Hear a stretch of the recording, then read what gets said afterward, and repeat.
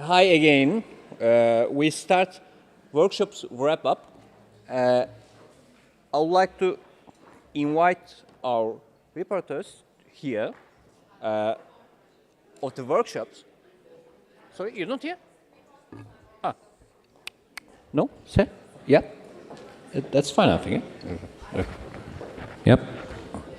Okay.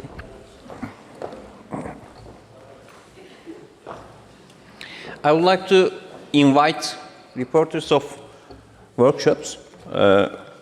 For the first workshop, I would like to invite Gianna Hegarty, reporter, program officer, MSCA for Ukraine, scholars at risk. And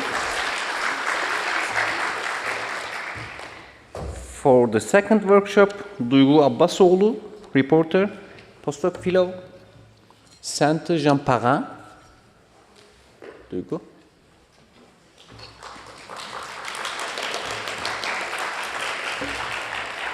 The third workshop, Alexander Bikbov, associated researcher at CERCES, EHESS. EHESS, sorry.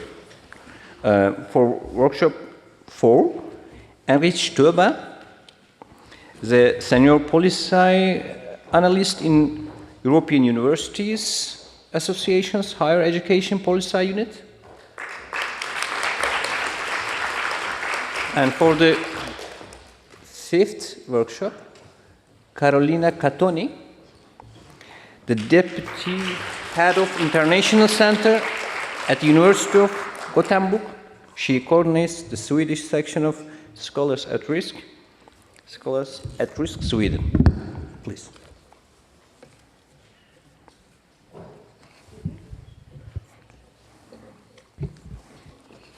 Hello? Oh, perfect.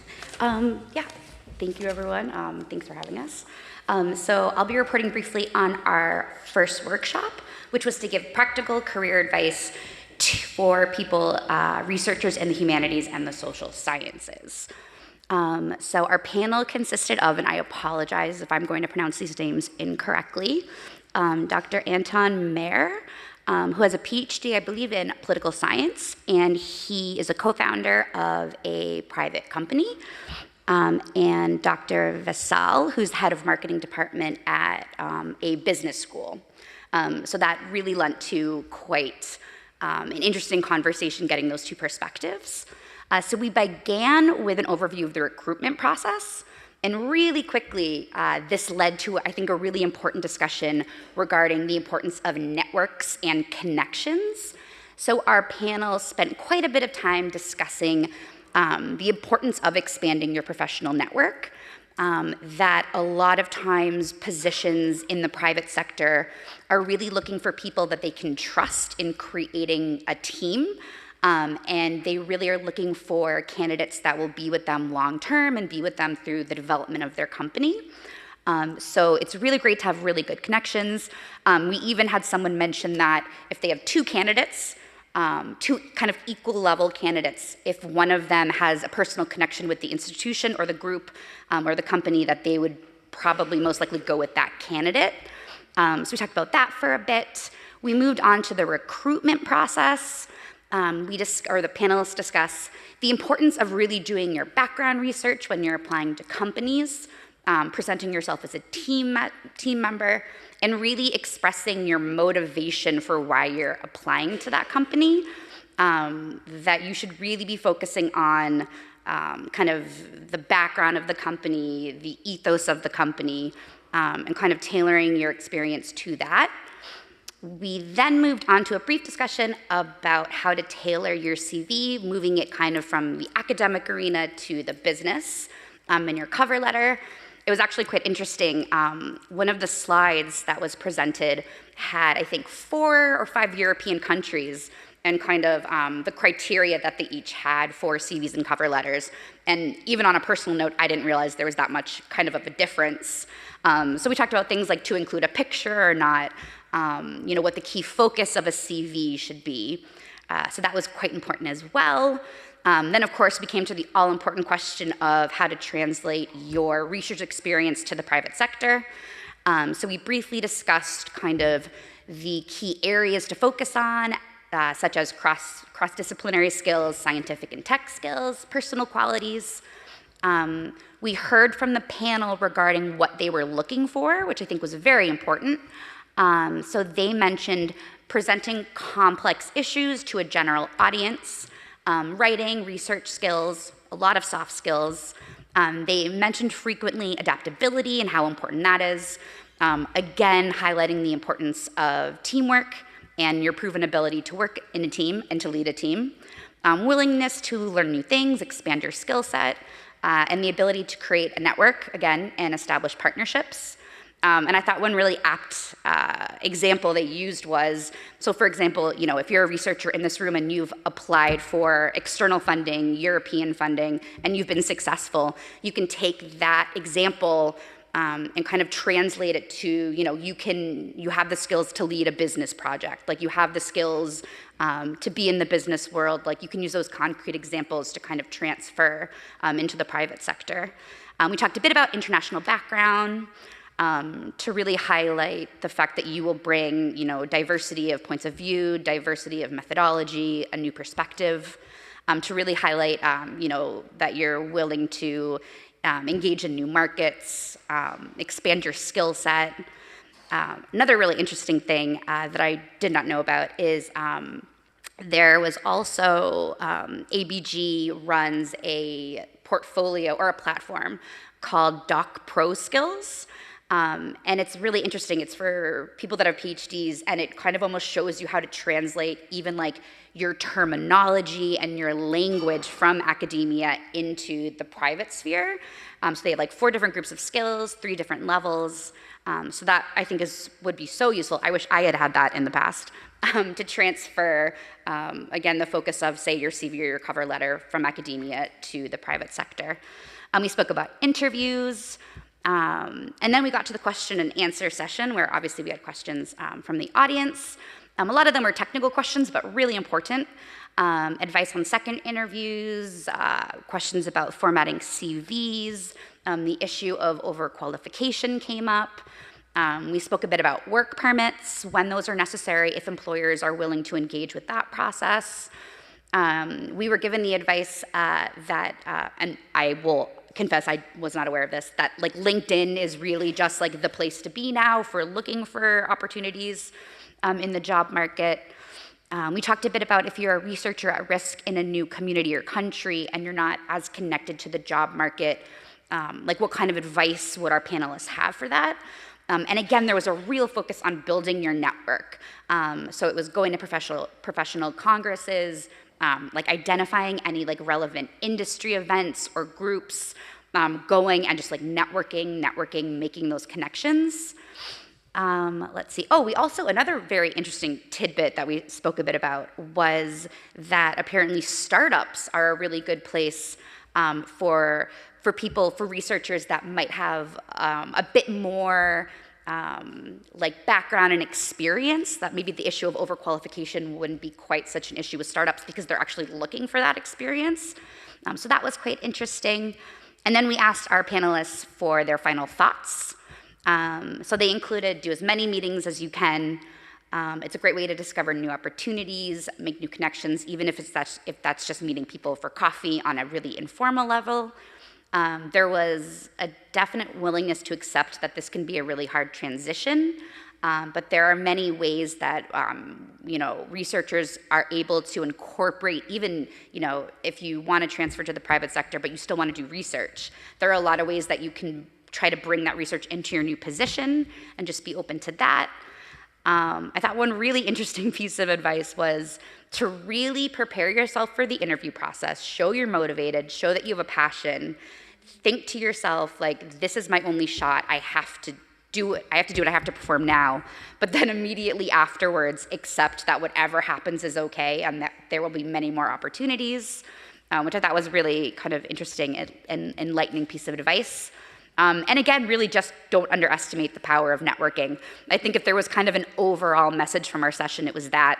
It was just get out there, meet people, do what you can, do your research when you're applying to different companies and organizations, show you're motivated, show why you're a good fit.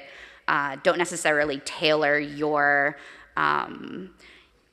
experience into like what they're, well, you do want to tailor your experience into what they're looking for, but don't let kind of the job parameters define you. And there's an ability for you to look outside in your own experience and kind of bring that to the process.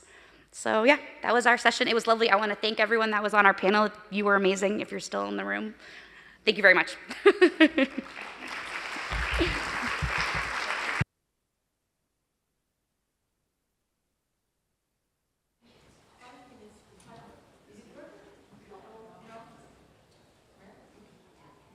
Aha, this is the button. Okay, I think you hear me. Yes, I have 5 minutes, so I will just make a quick, short explanation what we talk in the workshop too. I'm Duygu Abbasoglu, and our workshop was moderated by Dominika Fortek from Association Bernard Gregory. And we have 2 speakers, Patricia Layek from Nokia and Sonia Kuhn from CERCEC. It's a French national company, which is a cosmetic and pharmaceutical company. So they are also responsible for hiring people for research team members, selecting processes. So they just explain us how they do this, what are the things that we need to be take care of, or what are not to do during the selection processes.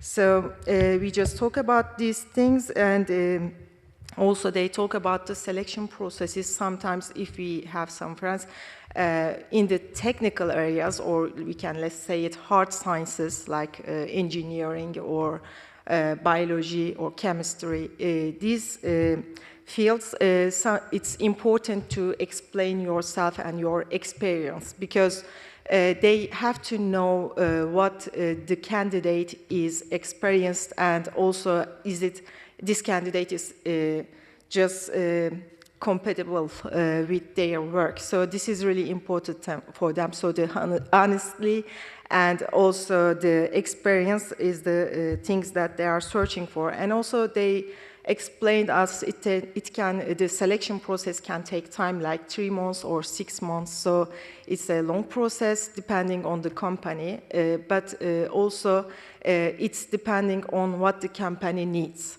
So that's why it takes time, and they are just selecting lots of candidates, and they are comparing them. That's why it takes time, and there are steps during this process. So the main thing that they told us, the CV of the academic area and the business area is different. So as the researchers coming from the academic field, this is a little bit different steps we need to take care of, and also we need to show to the human resources or in the selection processes. For example, in the business, we need to be more precise. We need to be more, not too many big CVs. They don't want that. It's just, they want much more shorter and clear, as I understand. So also the year of the PhD, the experience level is important, but for example, one of the things that we are a little bit having a kind of a panic is our gaps in our academic career. But in the private sector, they say it can be explainable. So if you have a gap, it's okay, it can be, so this is not a problem if you can explain it, and explain it when we ask it. So this is the things that I just take noted. So also the skills need to be highlighted is important in this sector. The technical skills mostly is important, because again in the private sector they are searching for really precise things. So we need to talk a little bit technically, not with the human resources, but during the processes. So it's important to. One of the important questions is the language for the researchers like us in France, especially. They say the 4 or 5 year hiring, it's also available that we support you during the French learning But again, it's not important because English is okay during your job. But again, they do support you for the French classes, even in the private sector. So, yeah, let me just check what also, we just had some questions. One of the questions that I took note is where you come or the universities are important. For example, if you come from a Harvard University or if you come from a kind of a third world country university. So is it something that important?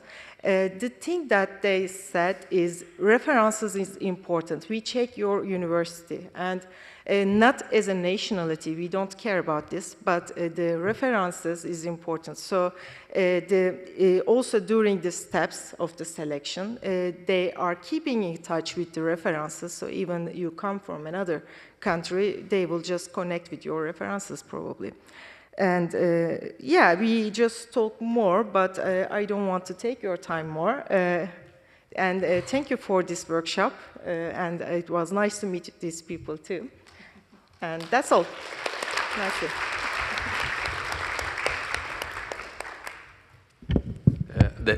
The third session was focused on support strategies for the social professional integration of at-risk researchers.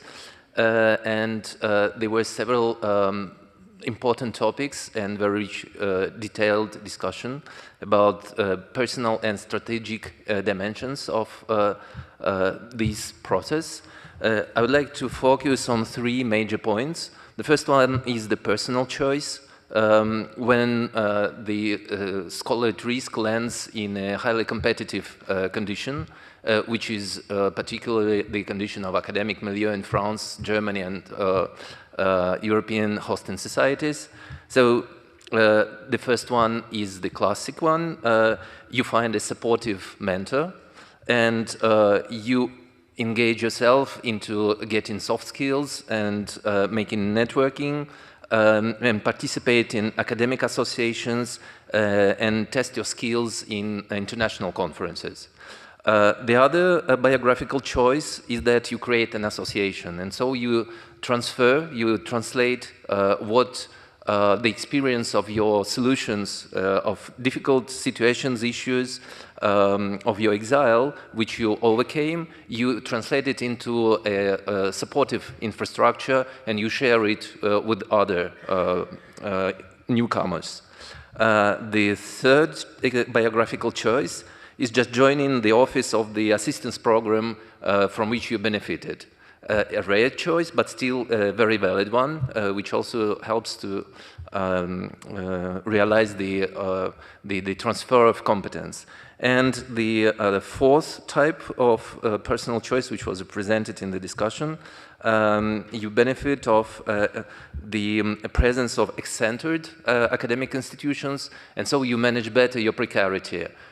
You do not apply only to permanent positions, because it's a very difficult and risky, once again, but in another sense, process. But you find or you search for places where you may teach temporarily, and in particular you collaborate with institutions which are destined to scholars at risk, and in the French situation it was named the Exil University, which offers such possibility for organizing conferences, workshops, or short teaching courses.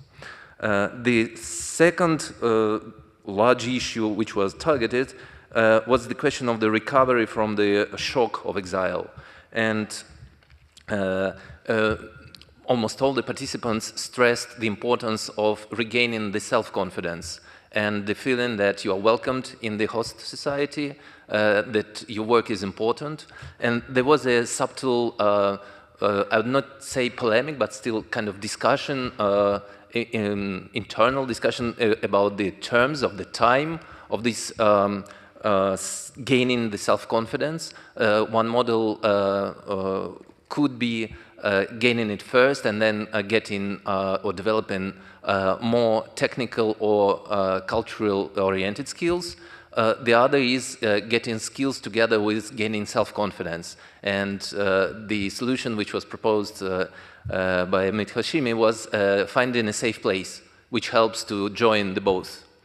The next point is a very important one, making career plan together, the scholar at risk, which makes a career plan together with the mentor of the mentoring institution, which permits not to discover all the difficulties and issues of the next step after the participation in the assistance program, like 2 months before it ends.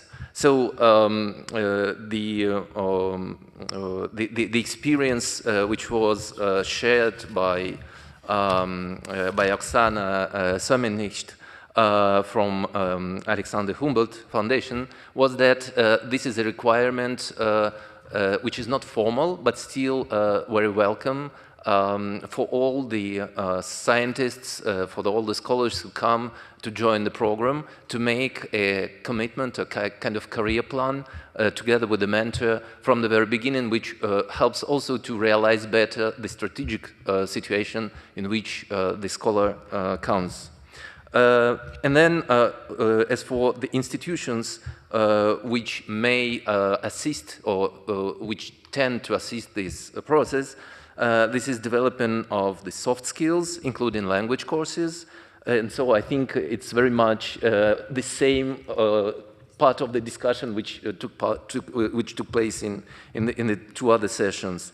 Offering teaching experience, which is also extremely important for regaining the self-confidence in practice and practice, and offering assistance with visa and administrative issues, which was confirmed, maybe the very well-confirmed function of PAUSE and Alexander von Humboldt and other programs of scholars at risk, which really facilitate and shorten the process of the administrative suffering. And finally, there were several points which were outlined as the successful techniques or strategies which help to integration and which help to rebuilding the career in the host society, in the host environment. Maintaining alumni network, once again, the same point which was already mentioned, and sharing alumni experience, so participating in this pretty unstable but still valuable community of experience. Then creating opportunities for scholars, and so for scholars grasping opportunities which are not simply reduced to making a stable career in permanent positions. Once again, very competitive environment. So one of the possibilities which was mentioned is to look at larger job opportunities and making professional projects, maybe from the beginning, both in academia and in associative sector or in private sector if the discipline permits doing that, so that a conversion or a combination becomes possible. Then care for time and the time of the re-education, the time of adapting yourself to the new situation and caring for mental health. Which is kind of hidden variable of the integration process, and some issues may become more evident not in the very first months or years, even years of the new life, but still a very important dimension. Then very crucial, even key questions or solutions is building communities based on experience of exiled scholars, creating physical and not only virtual places in order to maintain individual and community projects, and making not only academic networking, which is a kind of pre-requirement of successful, or maybe not that successful, but still normalized academic life in the host society, but also working with larger public, including scientific vulgarization and also volunteering, which may give an access, an entry point to the host society. Thank you.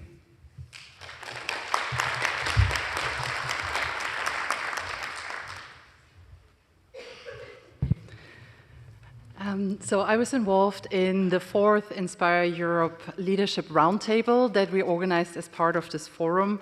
And this roundtable brought together a very distinguished set of guests from higher education institutions around Europe, as well as international organizations and associations. We had the task to discuss how to enhance support for researchers at risk, but also how to sustain it in the current global contexts. Another aim of this workshop was networking, and I think, at least in this part, I can fully say that we succeeded. I had a very rude task to interrupt constantly the discussions that were ongoing, and it was great to see that we managed to bring together leaders from higher education institutions just to network on this very topic. We started off with a discussion around how to frame the support of researchers at risk and the topic of academic freedom in institutional strategic approaches and missions. And I think we had two main fields, really. Either that there's clear links to the third mission or central level mission statements, and there was a large group that tended towards internationalization strategies in these.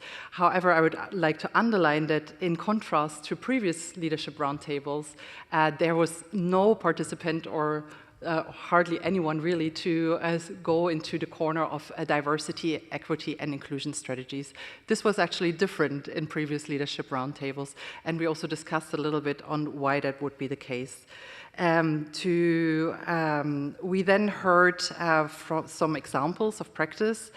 First of all, we heard a bit more about the situation in the United States that has been ongoing, and I'm sure that you heard about in the news. And there was a bit of a reflection on how European higher education and research systems might be in a better position, might be better organized because of the support networks that we have, where they're facing a similar situation today. However, on the other hand, connecting back to what I just said about DEI, diversity, equity, inclusion, we also heard that whilst many universities try to create a narrative of support, they also need to be really careful when talking about support of researchers at risk when speaking out on academic freedom. So, for instance, in order to protect the scholars that they're hosting, but also to be careful and protect funding that they might receive from countries such as the US and joint research projects. Examples of practice followed then on in a reflection of what universities are doing in a, and I quote, polycrisis situation, difficult times, European, national, global contexts. And it became quite clear in the examples of practice, but also then in the discussions afterwards, that it is really helpful for higher education institutions if there is a concrete link in central level strategies, in central level mission statements, if this is backed up with a leadership portfolio that is in charge of this topic, and if this then, of course, also trickles down or feeds into the research parts, the international strategic parts of the institution, and of course also if this is then backed up by staff that can support supporting of researchers at risk. We heard some interesting examples of how universities might be able to share resources, collaborate locally, regionally even, and there were many examples of this. We heard examples of how useful the MSCA for Ukraine guidelines for supporting researchers at risk were when implementing a strategy and an approach at a university. We then broke off into discussion tables, and the task was to come up with concrete challenges, opportunities, needs and recommendations. And there was quite a mix and overlap between all of those, but I'll try to summarize a little bit. Well, I guess challenges, of course, funding, yes, funding for hosting researchers at risk, but funding also not only for fellowships, but also for the operational support that higher education institutions want to offer when they're welcoming researchers at risk. We heard a lot about visa challenges, and we also heard about the need to think in the long term whilst support programs are project-based and maybe 1 or 2 years long. And this, of course, is also a dimension that we hear from researchers at risk themselves, the shortness of fellowships. Opportunities. Well, there was a lot of talk about the Choose Europe program or announcement earlier today, and of course this also came up. As we can see this as an opportunity because these kind of high-level statements really put academic freedom on the agenda and put it forward towards society as a concept. And another opportunity that I thought was really interesting is to showcase how researchers at risk contribute not only as international talent, this is of course a narrative that we heard earlier today as well, and it is important, but also how they contribute to science diplomacy. Needs and recommendations. Funding, okay, I already said it. Peer learning, sharing resources, central level strategies, trained permanent staff members at higher education institutions, and I'm talking about various levels here, from mentors, from visa experts, from psychological support and so on. And in terms of recommendations, streamlining the visa flows, even though we were not certain how higher education institutions can contribute to these processes, making use of existing thematic networks, such as, for instance, European University Alliances, making the policy level aware of the important work that universities are doing when supporting researchers at risk, and I particularly like this one, connecting students and researchers at risk that you have that you are hosting at your university, both benefiting the individuals at the institution on a personal level, perhaps in terms of networking and so on, but also we saw this connection. We saw a very good connection in this regard, taking students and researchers at risk together when talking towards the policy level, when talking towards funding programs as well. So lessons learned in between the two target groups might be quite relevant. And I will try to summarize some follow-up or final recommendations. So we clearly saw a need that institutions need to move from an emergency and crisis approach and to operationalize their support in a long-term perspective. We need to use all means possible and really make use of what we already have, the networks that we already have, connect better, and so on. We want to make sure that universities should give testimony on the excellence of the researchers at risk that they host, alongside messages of solidarity, alongside messages of university values. And last but not least, it was recommended by our group that we should seize the momentum. The combination of high-level policy statements on academic freedom and European values and so on, but then also the successes of existing support programs at national levels and at European levels, such as the Inspireurope, such as MSCA for Ukraine, such as SAFE. And we should use those messages and showcase to the policy levels how support for researchers at risk is really a way to clearly operationalize those European statements on supporting academic freedom. Thank you.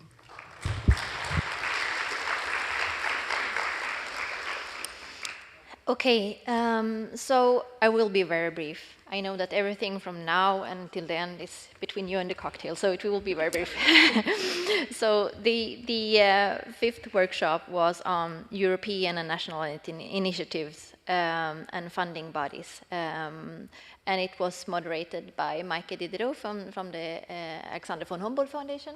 There she is. And we had discussion on 4 different themes. So both on risk assessments and on career paths, both on a local and national level, and also on a European and more wider level. And also a discussion on the European cooperation for researchers at risk. And I would like to just mention, I won't go into so much detail, much wise has already been said, and all the workshops are also intertwining kind of into each other, but I have 3 major points that I would like to mention. And the first one, and the major one, is to stress the need for the continued transfer of knowledge between different initiatives, projects, and stakeholders when it comes to the support for researchers at risk. But also the need to have further discussion and communication between those actors in terms of meetings like this one, but also the need to follow up online after events like this one. It was also mentioned the need for larger networking or establishing of platforms between initiatives where different initiatives can meet and discuss further. The second one is to continue to also learn from each other when it comes to trainings. It was mentioned that a good advice is to also use staff training and funding within the Erasmus Plus program or the MSCA program to fund this kind of trainings and exchange of experience.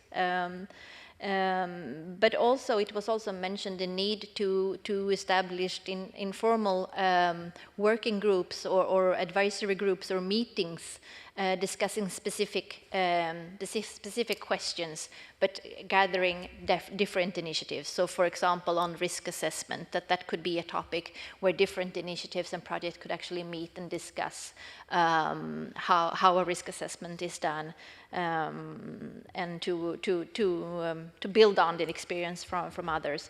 And other examples of those kind of more themes that could be discussed in between initiatives is the career support, for example. The third one is referring back to Henriette's last point, actually, and it is about referring to the political situation, to the status of academic freedom, and to also catch the momentum when the situation in the world is as it is, but also the events on Monday and the initiative by both the French government and the European Commission when it comes to the support for science. It was also mentioned in this regard then that it would an idea would be to also gather a more broad seminar or webinar on academic freedom where different stakeholders could meet and discuss this question, but also, as Henriette also said, to also highlight all the good examples that already exist and what have already been achieved through these projects and initiatives. Lastly, I will also like to mention that, also referring to what Henriette said, is that as an example, the Inspireurope Plus project and the partners within the project, we have a very joint understanding and will to continue to collaborate even outside the project, and we also need it to also to fulfill our respective tasks. Yeah, and just referring back to Ursula von der Leyen and the note that she in her speech, Europe will always choose science. So I think that's kind of sums up the different discussions that we had throughout the workshops. Thank you.